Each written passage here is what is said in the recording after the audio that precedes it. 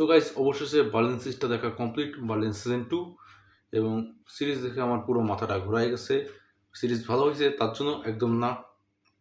সিরিজে দেখানোর কথা ছিল হেইস্ট, চুরি, কিন্তু যেটা দেখানো হয়েছে সেটা হচ্ছে love, personal problem, love life problem, আর কিছুক্ষণ পরপর রোম্যান্স, যেটা দেখতে আমি একদমই সিরিজে ঢুকিনি, কিন্তু আমাকে সেটাই দেখানো হয়েছে। এই ভিডিওতে একটু একটু স্পয়লিং হবে, কারণ সিরিজটা মেলা দিন হয়ে গেছে, চলে আসছে এবং অনেকেই দেখে ফেলছে, সেহেতু একটু স্পয়লিং দেওয়া চায়। এবং আপনি যদি তাও স্পয়লিং ছাড়া ভিডিও দেখতে চান তাহলে আগে সিরিজটা দেখে আসুন, তারপর ভিডিওটা দেখেন। সো ভিডিওটা স্টার্ট করি। এখানে মেন লাভ স্টোরি যেটা বার্লিনের, এখানে বার্লিন একটা কী বলে রিসেপশনে যায়।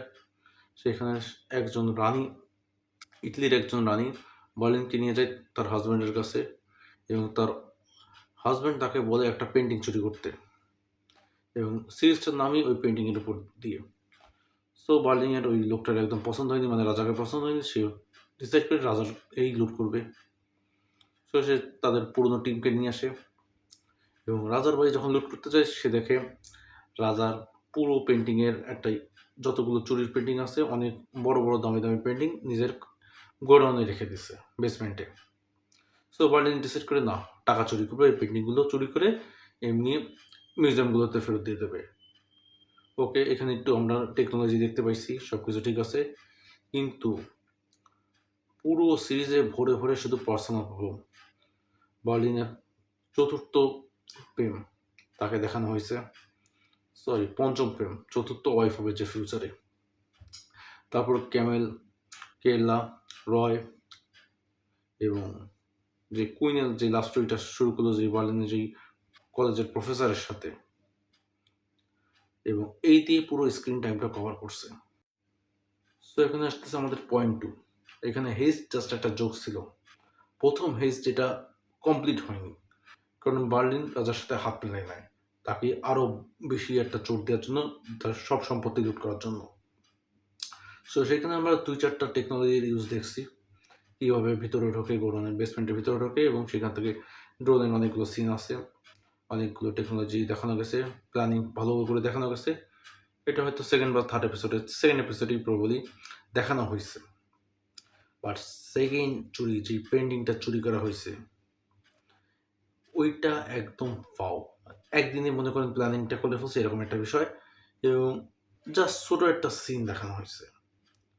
হ্যাঁ, রাজার টাকা চুরি করবে, রাজার টাকার দিকে ফোকাস ছিল, কিন্তু রাজারে যে লুট করবে, যে রাজার বেসমেন্টে যে লকারগুলো এত অ্যাডভান্স টেকনোলজি, সেগুলো রাজা নিজেই রিভিল করতেছে, আসো আমাকে চুরি করো।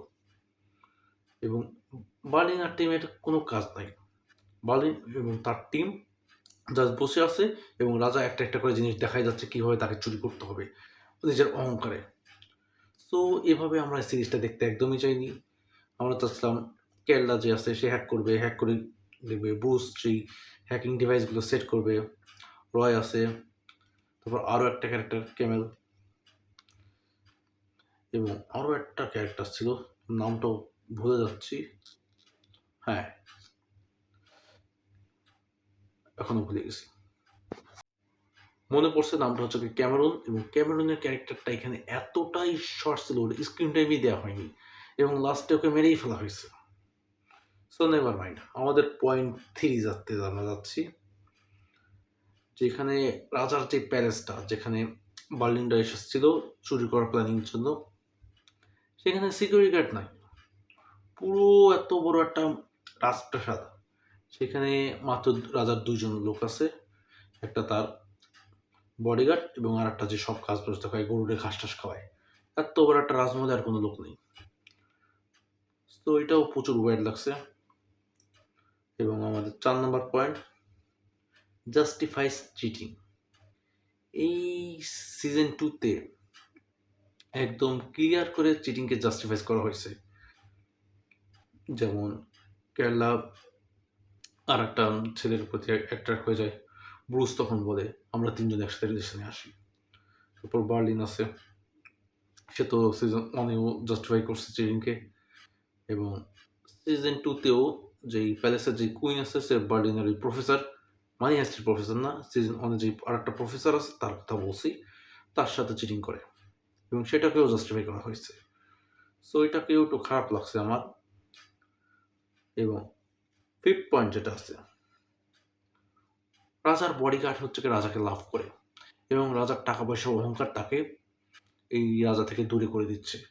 তাই লাস্টে যখন সে জানে যে বার্লিন আর তার টিম বডিগার্ডকে লুট করতেছে, সে চাইলে আটকাতে পারতো, কিন্তু সে আটকায়নি, কারণ তার কাছে এটা একটা অপরচুনিটি মনে হয়েছে।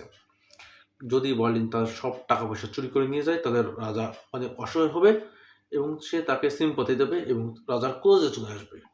ডিসগাস্টিং।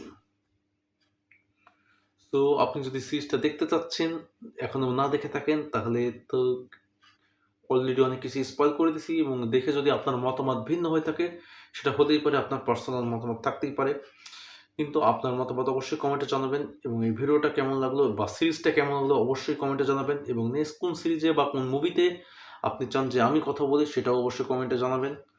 সো গাইজ, আজকের ভিডিওটা এই পর্যন্তই। Thank you so much for watching. সিরিজটা আমাকে প্রচুর বিরক্ত করছে। আপনার কেমন লাগছে সেটা অবশ্যই জানাতে ভুলবেন না।